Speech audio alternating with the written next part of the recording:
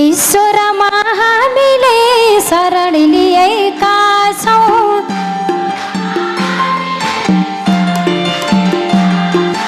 ईश्वरमा हामीले शरण लिएका छौँ।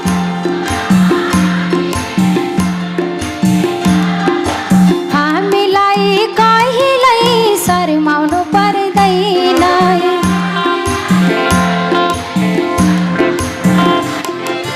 हामीलाई कहिल्यै शर्माउनु पर्दैन।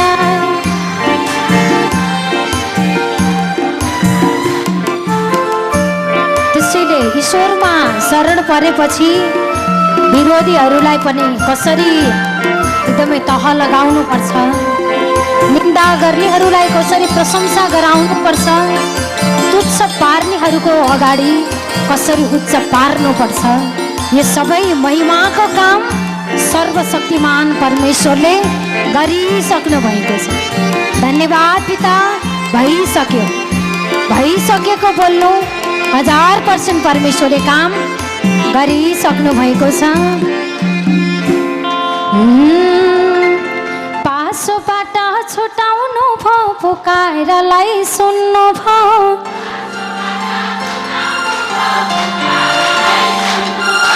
पासोबाट छुटाउनु भो, पुकारलाई सुन्नु भो।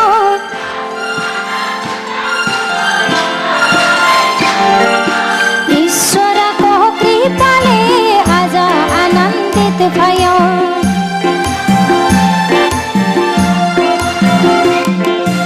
ईश्वरमा हामीले शरण लिएका छौँ।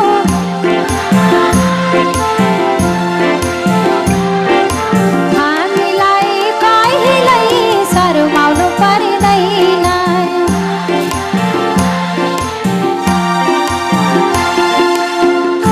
शर्माउनु पर्छ त हजुर?